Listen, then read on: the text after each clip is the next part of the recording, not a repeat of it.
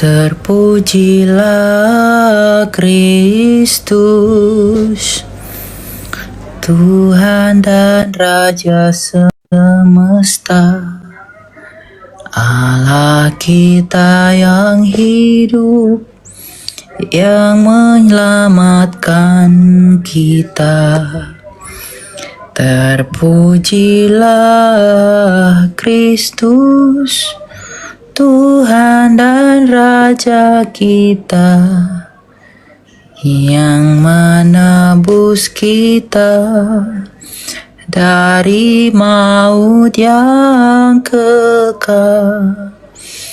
Terpujilah Kristus, Tuhan dan Raja semesta,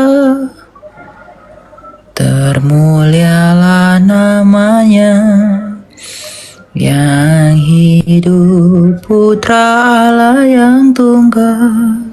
Kalian kalau mau bertanya emang kekristenan, kalian boleh naik ke atas dengan request ke atas. Kita diskusi sopan, santun, dan semua tentunya karena mau belajar. Apapun pertanyaan Anda tentang kekristenan, kita akan bantu untuk beri jawaban dalam hal itu. Oke, Tuhan berkati. Mari kita belajar. Ya, selamat berpuasa buat teman-teman Kristen.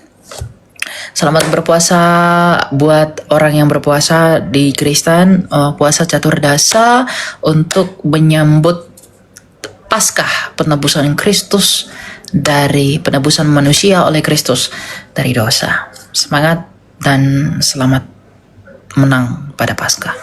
Kita lanjut. Kita lanjutkan. Silakan Andri. Halo, selamat malam kakak. Ya malam, silakan Pak, mau tanya apa?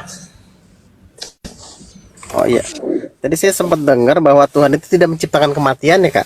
Betul. Berarti Lalu waktu di Taman Eden sebelum Adam dan Hawa jatuh dalam dosa, apakah binatang-binatang tidak pernah mati tua? oh tidak. Terkutuklah tanah ketika manusia Lalu jatuh ke gimana? dalam. Hah? Kenapa? Lanjutkan kak, saya dengerin. Ya ketika manusia jatuh ke dalam dosa, maka Allah mengutuk tanah, maka semua yang hidup di atas tanah ini juga ikut terkutuk. Karena Adam dibuat dari tanah. Yang terjadi ketika Adam jatuh ke dalam dosa, yang Tuhan kutuk itu tanah. Makanya dikatakan aruraha adamah, terkutuklah tanah. Makanya dari tanah kamu diambil, maka dari tanah juga kamu akan kembali ke tanah. Makanya nanti ketika Tuhan Yesus kembali untuk yang kedua kalinya, dia akan memulihkan semesta ini. Dia tidak akan menghancurkan, tidak. Dia akan pulihkan menjadi baru. Karena semesta ini juga ikut menderita karena dosa. Seperti keadaan yang di Eden itu. Gitu. Ya. Terus saya mau tanya kak, kan waktu itu Adam dan Hawa hanya makan buah, apakah perkara buah itu bisa jadi manusia harus mati gitu? Kan perkara makan buah aja gitu. Bukan buah itu yang buat dia berdosa, tapi ketidaktaatannya dengan memakan buah itu. Makanya dalam kitab Roma dikatakan, oleh karena ketidaktaatan satu orang kita berdosa, maka oleh karena ketaatan kita dibenarkan. Bukan karena buahnya itu ajaib, nan hebat, nan bagaimana, bukan. Tapi karena ketidaktaatan Adam itu dengan memakan buah itu, berarti ketika dia makan buah itu berarti itu buktinya dia tidak taat gitu loh. Karena Tuhan bilang, Adam, tidak boleh ya makan. Berarti ketika dia memakan buah itu, dia tidak taat kepada Allah, maka dia menjadi berdosa. Jadi ketidaktaatan yang membuat dia berdosa. Bukan buah itu. Buah itu hanya ekspresi dari ketidaktaatan itu. Untuk menguji manusia, untuk menjadi serupa dengan Allah. Begitu. Lalu Allah itu kan kasih ya kak, sejak dahulu, sekarang, dan sampai selama-lamanya tidak pernah berubah. Oh. Saya pernah baca di Perjanjian Lama, di saat Tuhan perintahkan Raja Saul buat menghabisi bangsa Amalek, Itu Betul. terkesan tanpa kasih ya? Maksudnya dihabisin sampai ke lembu-lembunya, Oh, sampai enggak. ke ternak-ternaknya, semua orang-orangnya. Maksudnya kasihnya Tuhan yang tidak pernah terbatas, jadi bisa dijelaskan nggak ya maksudnya? Justru itu bukti kasihnya Allah. Kenapa? Bukankah orang Amalek duluan yang mau membinasakan Israel? Maka karena di perjanjian lama berlaku hukum tabur tua, gigi ganti gigi, mata ganti mata, maka apa yang mau dilakukan orang Amalek kepada Israel, maka Israel melakukan itu kepada mereka. Amalek itu pengen menghabisi Israel, maka Israel balik menghabisi mereka. Itu bukan tanda Allah tidak kasih. Itu justru bukti kasihnya di dalam keadilannya yang tak bercacat itu. Kalau orang Amalek nggak mau membunuh Israel, nggak mungkin Israel akan perangi mereka. Kalau bangsa-bangsa lain tidak mau nyakiti Israel, nggak mungkin Israel melawan. Dan gitu. Tapi karena Amalek ingin membinasakan Israel yang adalah umat pilihan Tuhan untuk menurunkan Mesias, maka ya Amalek akan menanggung apa yang mereka mau lakukan. Gitu. Makanya di dalam Wahyu 11 tentang kedua saksi Allah itu dikatakan bahwa barang siapa yang mau menyakiti Elia dan Henokh akan mati dengan cara sebagaimana mereka mau menyakiti. Misalnya, saya mau menyakiti kamu dengan cubit kamu, maka saya yang akan mati tercubit. Gitu.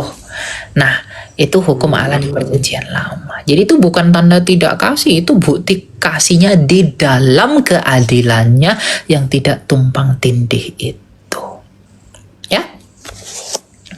Boleh saya tanya lagi Kak? Satu lagi? Boleh, silakan. Boleh. Tuhan menciptakan Yudas bukankah untuk mati memang? Karena kan jika Yudas tidak mati dan mengkhianati Tuhan, berarti firman Tuhan itu tidak tergenapi. Bukan dong. Nubuatan itu kan pengetahuan Tuhan. Sama seperti saya. Tuhan tahu bahwa saya akan berdosa. Tapi apakah Tuhan yang membuat saya berdosa? Tuhan tahu bahwa bahwa nanti di masa depan akan ada yang mengkhianati Yesus, namanya Yudas. Maka pengetahuannya ini dicatatkan dalam bentuk nubuatan, tapi bukan berarti Tuhan yang memprogram Yudas atau menciptakan Yudas untuk memberontak. Sama seperti misalnya kamu nih goreng pisang, ya. Tuhan tahu bahwa kamu besok menggoreng pisang dan kamu pasti besok menggoreng pisang. Karena pengetahuan Tuhan nggak boleh gagal.